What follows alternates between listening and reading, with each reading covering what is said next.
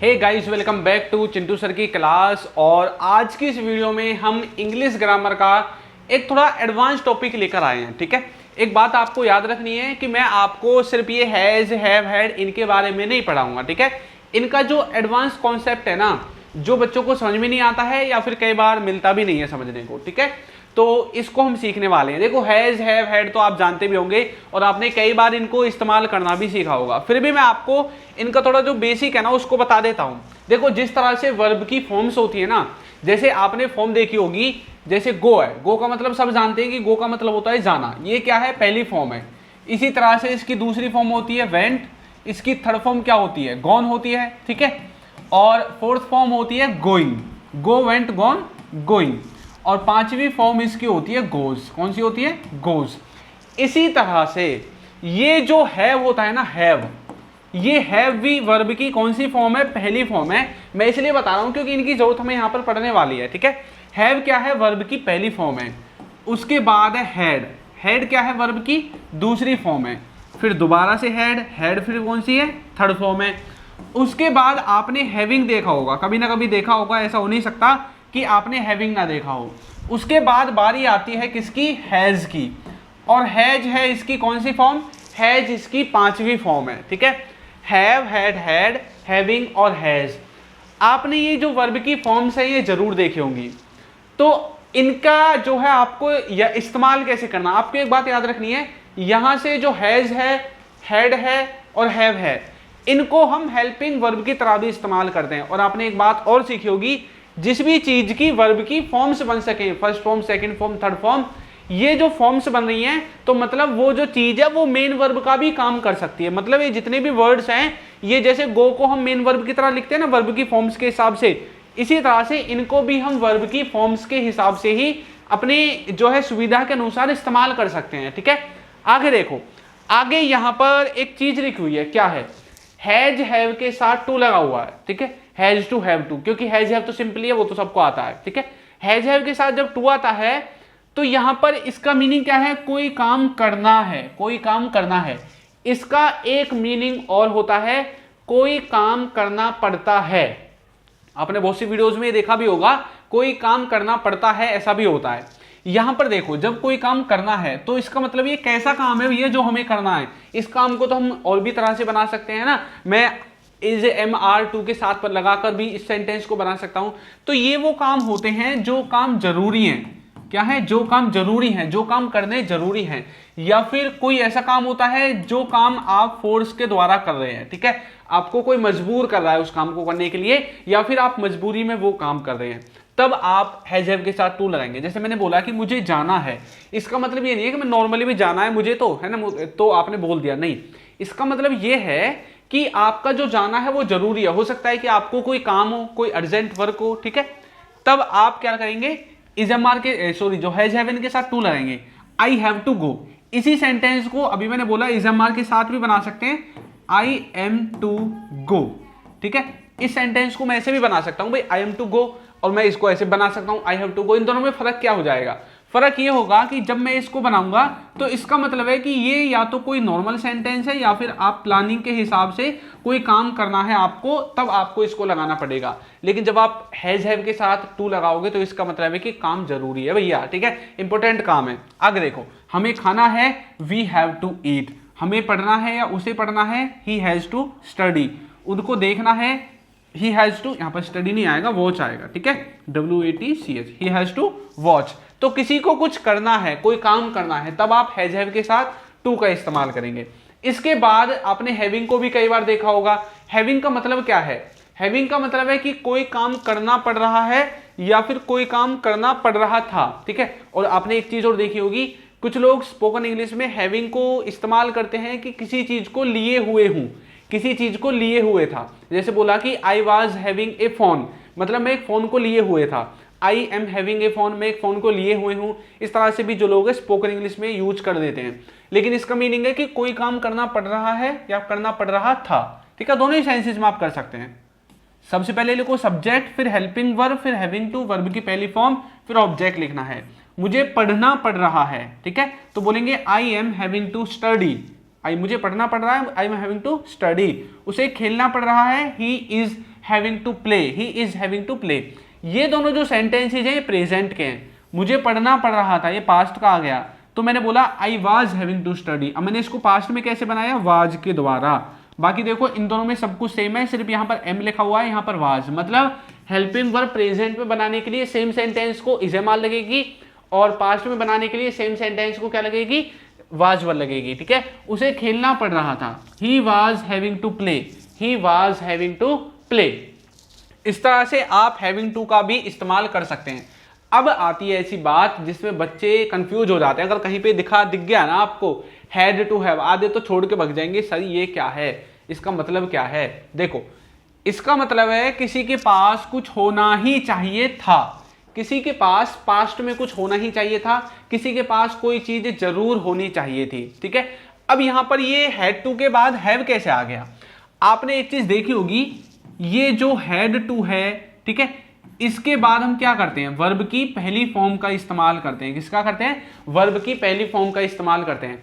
और अभी मैंने आपको बताया था ये जो हैव है ये वर्ब की कौन सी फॉर्म है। देखो अभी मैंने बताया था आपको, ये जो हैव है ये वर्ब की पहली फॉर्म है, तो इसलिए हैड टू के साथ जो है हमने क्या लिखा है, हैड टू के साथ हमने ये जो वर्ब की पहली फॉर्म है हैव, इसको लिख दिया है। और इसका मतलब यहां पर ये एक तरह से किसी पोजीशन को दिखाने के लिए या किसी के पास कुछ होना चाहिए ऐसी कुछ चीज को बताने के लिए इस्तेमाल किया जा रहा है। ठीक है, देखो सेंटेंस को बनाने के लिए सबसे पहले सब्जेक्ट हैड टू हैव और उसके बाद ऑब्जेक्ट लिखना है। जैसे कि he had to have a good job, उसका मतलब क्या है कि उसके पास एक अच्छी जॉब होनी चाहिए थी, पास्ट में होनी चाहिए थी। ठीक है, you had to have some money, मतलब तुम्हारे पास कुछ पैसे होने चाहिए थे। You had to have some money, तुम्हारे पास कुछ पैसे जरूर होने चाहिए थे पास्ट में। You had to have some important documents, मतलब आपके पास कुछ जरूरी डॉक्यूमेंट्स थे भैया, वो होने चाहिए थे। अब किसी के पास कुछ भी जरूर होना चाहिए था, आप वहां पर हैड टू हैव का इस्तेमाल करके सेंटेंस को बना सकते हैं। और देखो इंग्लिश भी आपको ऐसे लगेगी जैसे आप कितनी अच्छी अंग्रेजी जानते हैं ना, हैड टू हैव का जब इस्तेमाल करेंगे मतलब एक प्रोफेशनल की तरह जो है आपका सेंटेंस दिखेगा जब आप दूसरों के सामने ऐसे सेंटेंसेस को बोलोगे। तो ये भी आपको अच्छे से आना चाहिए। उसके बाद एक और जो है आता है हैव टू हैव। क्या है, हैव टू हैव। ये तो और ज्यादा जो है एक प्रोफेशनल की तरह हो जाएगा जब आप बोलोगे किसी के, है ना। तो इसका मतलब है किसी के पास कुछ जरूर होना ही चाहिए, और जरूर होना चाहिए मतलब किसी के पास कुछ होना ही चाहिए या जरूर होना चाहिए। जो हैड था वो तो हमने पास्ट के लिए इस्तेमाल किया था, पास्ट में होना चाहिए था। हैव टू हैव का मतलब है कोई चीज प्रेजेंट में ही होनी चाहिए, प्रेजेंट में ही जरूर होनी चाहिए। ठीक है, ये तो और ज्यादा थोड़ा वैसा लगता है। अगर किसी के सामने बोल दिया ना जिसको पता नहीं है तो आधा तो वैसे कंफ्यूज हो जाएगा, भाई ये बोल क्या रहा है, मेरे तो कुछ समझ में आ नहीं रहा है ना। तो देखो अब यहाँ पर आपको एक बात याद रखनी है, वैसे ये जो सेंटेंसेज हैं इनको बनाने के लिए ये वाला फॉर्मूला है, subject has have to have और उसके बाद ऑब्जेक्ट लिखना है। जैसे कि तुम्हारे पास किताब होनी ही चाहिए, मैंने क्या बोला, you have to have a book, तो भाई तुम्हारे पास एक किताब होनी चाहिए, you have to have a book. लेकिन ये जो सेंस है इसको हम मॉडल के द्वारा भी तो बना सकते हैं, मॉडल का सेंस भी तो होता है शुड, तो मैं इसको ऐसा भी तो बोल सकता हूं, you should have a book, you should have a book. भाई तुम्हारे पास एक किताब होनी चाहिए, मैं मॉडल के द्वारा भी इसको बना सकता हूं। लेकिन यहां पर क्या है, ये नॉर्मल सेंस हो जाएगा कि you should have a book, भाई तुम्हारे पास एक किताब होनी चाहिए। मैंने बोला होनी ही चाहिए, जरूर होनी चाहिए, छूट नहीं जाए। मैंने बताया ना जरूरी काम के लिए हम हैव के साथ टू लगाते हैं, तो इसीलिए हमने यहाँ पर इसको इस्तेमाल किया है। अब देखो ये सबके साथ हैव तो लगेगा नहीं, हैव तो सिर्फ आई वी यू दे के साथ लगता है। ही सीट के साथ हमें क्या लगाना पड़ेगा, ही सीट के साथ भैया हमें हैज टू हैव लगाना पड़ेगा। क्या, हैज टू हैव। उसके पास ये आईडी होना जरूरी है, या फिर उसके पास ये आईडी होनी ही चाहिए। कैसे बोलेंगे, he has to have this ID. तो देखो हमने सब्जेक्ट के अकॉर्डिंग जो है अपना हैज जो है उसको इस्तेमाल कर लिया है। ठीक है, मेरे पास फोन होना ही चाहिए, I have to have a phone, I have to have a phone, मेरे पास एक फोन होना ही चाहिए। भैया बड़ा हो गया हूं, जैसे आप मतलब स्कूल से निकल जाते हैं, कॉलेज में एडमिशन ले लेते हैं ना, आपके सारे दोस्तों के पास फोन है, अब आप अपने घर वालों को बोलते भाई मेरे पास भी एक फोन होना चाहिए, मैं भी बड़ा हो गया हूं अब, है ना। तो आप इस तरह से बोलो, ठीक है। इंग्लिश में तो घर वाले दिला भी देंगे, हिंदी में बोलोगे तो भाई नहीं दिलाएंगे। ठीक है, आगे देखो। उसके बाद आता है हैड बीन एबल टू। क्या आता है, had been able to. Had been able to का मतलब होता है किसी चीज को कर पाया था। कोई व्यक्ति है जो किसी काम को कर पाया था पास्ट में। ठीक है, जैसे मान लो बहुत सारे आपको पता है कि कोई व्यक्ति है जैसे कि उससे बाइक नहीं चलती है, है ना, वो मोटरसाइकिल जिसे नॉर्मल भाषा में बोल देते हैं, तो बाइक उसे चलानी नहीं आती है, ठीक है। अब आपने वो एक दिन देख लिया बाइक चलाता हुआ, या फिर किसी को कार चलानी नहीं आती है, आपने देख लिया एक दिन वो कार चलाता हुआ, है ना, तो अब क्या होता है, आप उसको देखते हैं तब तो कुछ नहीं कहते, ग्राहक बोलते हुए मैंने देखा था वो तो कार चला सकता है, यानी कि वो तो मैंने देखा था कार चला पाया था, है ना, उस टाइम पे वो उस काम को करने के योग्य था। कोई व्यक्ति किसी काम को करने के योग्य था, जैसे कि तुम उसे पढ़ा सकते थे, यानी कि तुम उसको पढ़ा पाए थे उस टाइम पे, ठीक है, तो किसी काम को करने के योग्य थे पास्ट में, किसी चीज को कर पाए थे हम पास्ट में, ठीक है, उसको बताने के लिए। जैसे कि वह अकेला चल पाया था, इसका मतलब क्या है कि इस सेंटेंस को आप कुछ इस तरह से समझेंगे कि कोई व्यक्ति है जिसको मतलब कोई एक्सीडेंट हो गया था, उसकी वजह से वो बहुत समय से चल नहीं पाया, लेकिन एक दिन वो घर में अकेला था और घर में कोई नहीं था, उसको पानी भी पीना था लेकिन उसे चला नहीं जाता था। उसने हिम्मत करके कोशिश की और उसने चलना स्टार्ट कर दिया। अब अचानक से आप आ जाते हैं घर में, तो आपने देखा वो तो अकेला चल पाया है ना, अकेला चल रहा है, तो आप क्या बोल रहे हैं कि भाई वह अकेला चल पाया था, है ना, मतलब वो अकेला अब चल सकता है, ठीक है। तो he had been able to walk alone, तुम वहां पहुंच पाए थे, you had been able to reach there, तो कोई व्यक्ति किसी काम को कर पाया था, ठीक है, पास्ट में कोई व्यक्ति किसी काम को कर पाया था, वहां पर आप हैड बीन एबल टू का इस्तेमाल कर सकते हैं। उसके बाद देखो, अगर आप हमारा प्रीमियम कोर्स लेना चाहते हैं, अगर आपको ऐसा लगता है कि भैया मैं आपको इंग्लिश सिखा सकता हूं, ठीक है, और आप मेरी वीडियोस से सीख रहे हैं और आपको ऐसा लगता है कि सर हमें तो आपसे ही कोर्स करना है और बिल्कुल बेसिक से करना है, सारी चीजें जो है हमें आनी चाहिए, तो देखो आप हमारे ऐप को डाउनलोड कर सकते हैं। हमारे ऐप का नाम है अल्फा स्पोकन इंग्लिश, ये इसका लोगो है। अब चाहें तो डायरेक्ट प्ले स्टोर पर जाओ और वहां पर लिख दो अल्फा स्पोकन इंग्लिश, आपके सामने आ जाएगा और आप इसको जो है इंस्टॉल कर सकते हैं, ठीक है। एक बात और आपको याद रखनी है कि ये जो ऐप है ना, इसमें आपको सारी चीजें बेसिक से मिलेंगी और एडवांस लेवल तक, यानी कि आपका जो कॉन्सेप्ट है ना, उस कॉन्सेप्ट बिल्डिंग पर मैंने फोकस किया है, ठीक है। एक बात और है कि अगर आपको कोई इशू आता है तो ये हमारा कॉन्टैक्ट डिटेल है 8920808078, ठीक है, इस पर आप व्हाट्सएप पे हमें कॉन्टैक्ट कर सकते हैं। कोई भी इशू आपको होता है कोर्स वगैरह से तो आप पूछ सकते हैं। बाकी हाँ, इतना मैं आपको कहता हूं, अगर आपने हमारे कोर्स ज्वाइन किया तो उसके बाद आपको कहीं भी कोर्स करने की जरूरत नहीं पड़ेगी, क्योंकि सारे जो कॉन्सेप्ट है वो आपके क्लियर हो जाएंगे। बाकी अगर आप हमारी ई बुक्स वगैरह नोट्स वगैरह लेना चाहते हैं ना, वो सारी चीजें भी आपको इस ऐप में ही मिल जाएंगी फ्री में, ठीक है। बाकी आप जब कोर्स खरीदोगे ना, आपको फ्री में मिल जाएंगे। अगर आप हाँ अलग से लेना चाहते हैं तो देखो आपको वीडियो के नीचे कुछ ई बुक्स दिख रहे होंगे, यहाँ से भी परचेज कर सकते हैं। और अगर किसी बच्चे को परचेज करने के बाद ई बुक रिसीव नहीं होती है, कोई टेक्निकल इशू हो जाता है कई बार, तो व्हाट्सएप नंबर मेरा है, हर किसी वीडियो में आपको मिलेगा, आप वहां से मुझसे कॉन्टैक्ट कर सकते हैं, ठीक है। बाकी नीचे से भी जो है वीडियो के नीचे आपको दिख रहे होंगे, यहाँ से भी आप कर सकते हैं, ठीक। और कोर्स का लिंक भी आपको नीचे डिस्क्रिप्शन में मिल जाएगा। उसके बाद बारी आती है हैज बीन एबल टू। अच्छा, जरूरी नहीं है हैज ही हो, यहाँ पर हैव भी हो सकता है, ठीक है, ये डिपेंड करेगा कि सब्जेक्ट क्या है। अच्छा, वो जो हैड बीन एबल टू था उसका मतलब था कि किसी काम को कर पाया था, पास्ट के लिए था। ये किसके लिए है? किसी चीज को कर पाया है, प्रेजेंट के लिए है। सबसे पहले सब्जेक्ट, फिर हैज बीन या फिर have been able to, verb की फर्स्ट फॉर्म के बाद ऑब्जेक्ट लिखना है। कैसे बोलेंगे?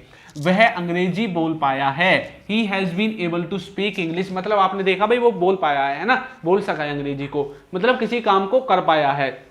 वो अंग्रेजी बोल पाया है, वो अकेला चल पाया है ना, वो गाड़ी चला पाया है, कोई भी चीज कर पाया है, ठीक है। तुम अकेले घर जा पाए हो, you have been able to go home alone, you have been able to go home alone. तो इस तरह से आप इनको इस्तेमाल कर सकते हैं। इसके बाद कुछ ऐसे वर्ड्स हैं जो आपको आने चाहिए हैज हैव के बारे में, जैसे कि हैज हैव के साथ बिन लगता है तो इसका क्या सेंस होगा? देखो, इसका मतलब है कि कोई काम किया जा चुका है या कोई काम हो गया है, प्रेजेंट तक कोई काम किया जा चुका है या प्रेजेंट तक कोई काम हो गया है। सबसे पहले ऑब्जेक्ट लिखना है क्योंकि सेंटेंस पैसिव वॉइस में रहेगा। उसके बाद हैज हैव के बाद बिन और लास्ट में वर्ब की तीसरी फॉर्म यानी कि थर्ड फॉर्म आपको लिख देनी है। मुझे स्कूल भेजा गया है, I have been sent to school. उसे कुछ बताया गया है, he has been told something, he has been told something. भाई उसे कुछ बताया गया है, पूछो उसे क्या बताया गया है ना। अब देखो ये पैसिव वॉइस में क्यों है? क्योंकि यहाँ पर सब्जेक्ट नहीं है। आपको कैसे पता चला सर सब्जेक्ट नहीं है यहाँ पे? क्योंकि यहाँ पर देखो मुझे स्कूल भेजा गया है, अच्छा मुझे तो भेजा गया, मुझ पर तो काम किया गया, मैं तो ऑब्जेक्ट हो गया, क्योंकि जिस पर काम किया जाता है वो ऑब्जेक्ट होता है। कर कौन रहा है भैया मुझे स्कूल भेजने का काम? किसने भेजा है मुझे स्कूल? नहीं बताया गया। सेंटेंस इसीलिए पैसिव वॉइस में है, ठीक है। उसे कुछ बताया गया है, इसे तो बताया गया है, इसको बताया किसने है? काम कर कौन रहा है? जैसे चुगली करते हैं ना, उसको भी किसी ने बताया था, है ना, किसने बताया था, काम किया किसने? तो काम को करने वाला सब्जेक्ट होता है और सब्जेक्ट तो गायब है। तो इस तरह से आप हैज हैव के साथ बिन को भी समझ सकते हैं, ठीक है। उसके बाद हमारा नेक्स्ट आता है हैड बिन। जैसे हैज हैव के साथ बिन था वैसे हैड के साथ भी बिन है, तो जो सेंस हैज हैव का है प्रेजेंट में वो ही सेंस हैड का हो जाएगा पास्ट में। ठीक है, कोई काम किया जा चुका था या कोई काम हो चुका था, सबसे पहले ऑब्जेक्ट लिखो, हैड बिन लिखो, वर्ब की तीसरी फॉर्म लिखो। उसे पढ़ा नहीं गया था, that had not been studied, मुझे घर भेजा गया था, I had been sent home, हमको पूछा गया था, we had been asked, we had been asked. ठीक है, तो इस तरह से आप हैड बीन का इस्तेमाल करके आपके जो सेंटेंसेज हैं उनको बना सकते हैं। चलिए अब आपकी प्रैक्टिस के लिए मैं आपको एक सेंटेंस भी दूंगा, उससे पहले आपको एक छोटी सी जानकारी बता देता हूं। अगर आपने अभी तक हमें टेलीग्राम पर फॉलो नहीं किया है तो कर लीजिए, इंग्लिश विद चिंटू के नाम से हमारा टेलीग्राम का ग्रुप है। फायदा क्या है?